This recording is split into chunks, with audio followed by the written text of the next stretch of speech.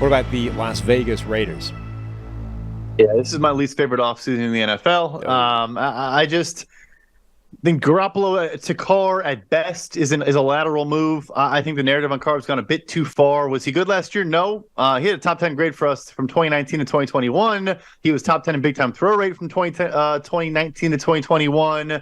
And of course, only 1 year last year with Devontae Adams. So before that, he had Darren Waller, he had Hunter Renfrow, but he had a average at best offensive line and average to above average weapons. So I think you downgrade and still spend a ton of money at quarterback.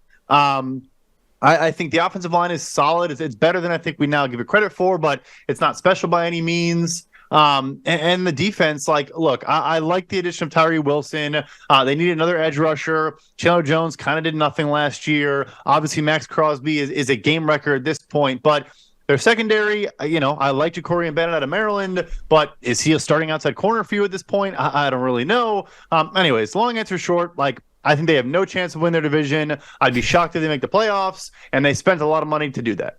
Yeah, I got to admit, I don't. Certainly, the veteran portion, the free agency portion, it's difficult to really love what the Raiders did.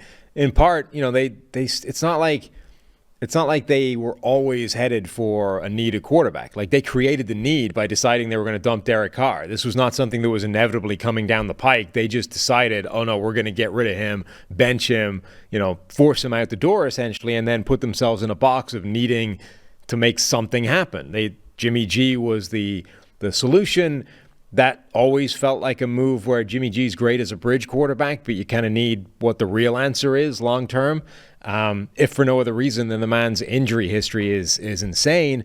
The rest of the moves they made in free agency, okay, fine. They've added some players that should be useful. Jacoby Myers at wide receiver gives them a really nice group of receivers now. Austin Hooper, O.J. Howard coming in at tight end. Those guys can help, but it's uninspiring. And then it really comes down to what you thought of their draft. And, we're fairly well documented as not loving Tyree Wilson generally. Taking him at number 7 overall just feels like a huge risk to me.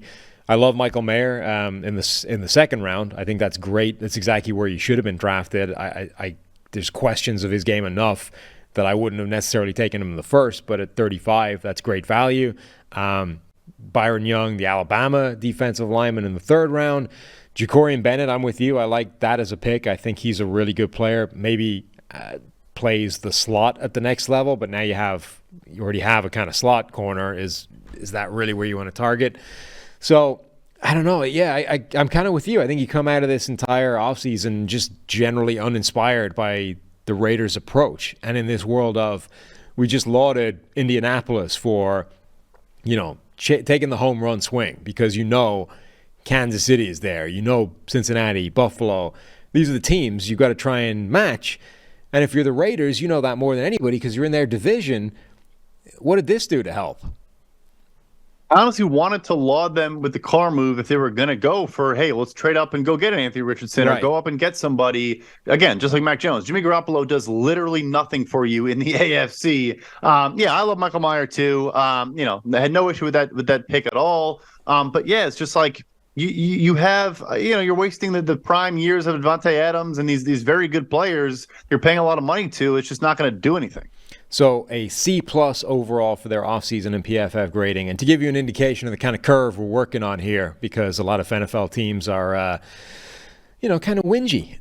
The C+ is the lowest grade, I think, that we gave out this offseason. No, it's not. In fact, there is a C out there. You're right. The second lowest. So they got a D, I guess.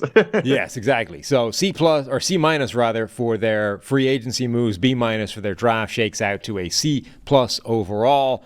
One of our least favorite off seasons across the NFL.